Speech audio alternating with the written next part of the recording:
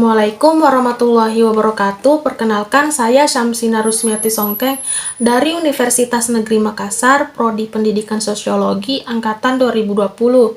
Di sini saya akan menjelaskan teori sosiologi yang berhubungan di masyarakat, yaitu teori feminisme. Teori feminisme adalah sistem gagasan umum dengan cakupan luas tentang kehidupan sosial dan pengalaman manusia yang berkembang dari perspektif yang berpusat pada khususnya perempuan.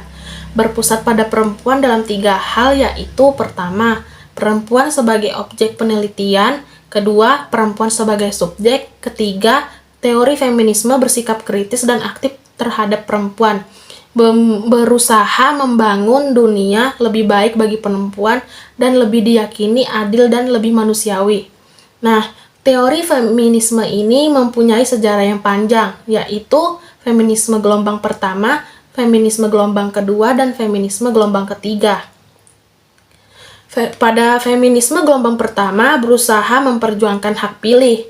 Dari tujuan gerakan feminisme gelombang pertama ini untuk memperjuangkan kebebasan berbicara di muka publik, hak milik, dan hak-hak politik bagi perempuan. Feminisme gelombang kedua memperjuangkan untuk memperoleh kesamaan upah bagi buruh perempuan, akses pekerjaan dan pendidikan, pengakuan terhadap pekerjaan rumah tangga, serta pengurangan beban ganda perempuan. Sedangkan pada feminisme gelombang ketiga, yaitu menjadi perhatiannya adalah isu tentang pengasuhan anak atau penitipan anak, dampak kesibukan orang tua yang sedang meniti karir, pencapaian posisi yang strategis dalam suatu lembaga bisnis atau pemerintahan, kepekaan gender pada tingkat global. Menurut Fagan dan Belknap, kontribusi penting ini pemikiran feminisme kontemporer adalah analisisnya tentang berbagai isu gender, khususnya yang berkaitan dengan penindasan, yang berbasis pada kelas ras, etnis, seksual, umur, kemampuan, dan sebagainya. Selain itu, feminisme juga mengkritik dominasi laki-laki di berbagai bidang kehidupan, yang menyatakan bahwa biologi manusia menentukan banyak perbedaan sosial antara laki-laki dan perempuan, yang pada akhirnya akan mempengaruhi kehidupan sosialnya.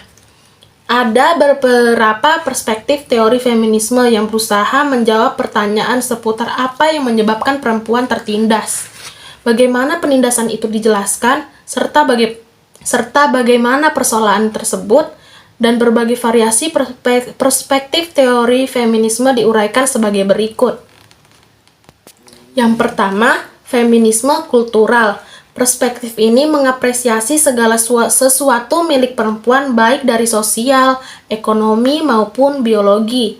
Feminisme kultural mengakui adanya perbedaan antara laki-laki dan perempuan, terutama dalam hal kualitas feminitas sebagai sumber kekuatan dan kebanggaan personal, karena perempuan mempunyai moralitas yang tinggi. Perempuan dianggap mempunyai kualitas yang diperlukan bagi sistem sosial, seperti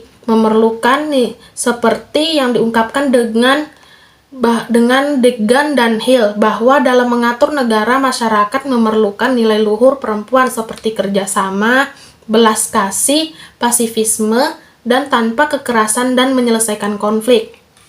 Yang kedua, ekofeminisme, yaitu menekankan pada hubungan dan interdependensi antara gender dan isu lingkungan hidup. Dibangun berdasarkan asumsi bahwa manusia yang mendominasi semua bentuk kehidupan, yaitu laki-laki mendominasi perempuan, subordinasi perempuan tidak hanya terjadi pada manusia, tetapi juga pada hewan. Menurut aliran ini, perempuan dekat dengan alam dan bekerja dengan keselarasannya. Contohnya, laki-laki tersebut dianggap sebagai perusak lingkungan di berbagai belahan dunia. Yang ketiga, feminisme multikultural. Menurut pandangan ini, pengalaman perempuan sangat beragam dan tidak sama antar masyarakat disebabkan perbedaan ras, geografis, kelas, agama, orientasi seksual, dan lainnya. Aliran ini melawan berbagai paham seperti seksisme, rasisme, dan sebagainya.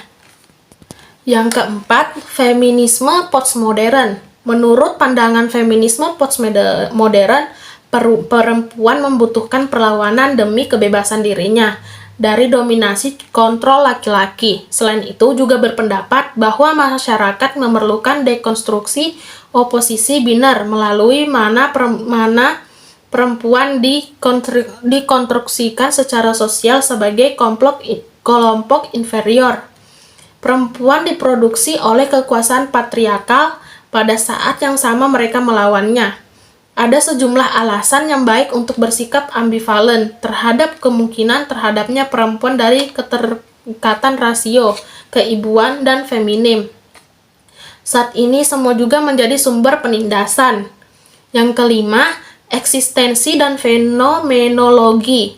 Aliran ini lebih menekankan determinasi biologis yang membuat perempuan tersubordinasi oleh laki-laki. Sedangkan aliran fenomenologi menekankan kesadaran perempuan supaya mereka terlepas dari dominasi laki-laki. Yang keenam, feminisme liberal. Aliran ini berpendapat bahwa laki-laki dan perempuan adalah makhluk yang rasional, yang mempunyai kapasitas yang sama. Mereka menolak simbol-simbol gender yang pada masing-masing jenis kelamin yang hanya dikonstruksi oleh budaya. Yang ketujuh, feminisme Marxian.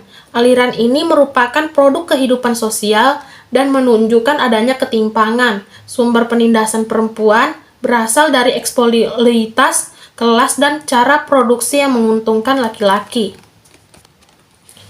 Teori-teori feminisme ini memang berbeda berdasarkan caranya dan menjelaskan subordinasi perempuan.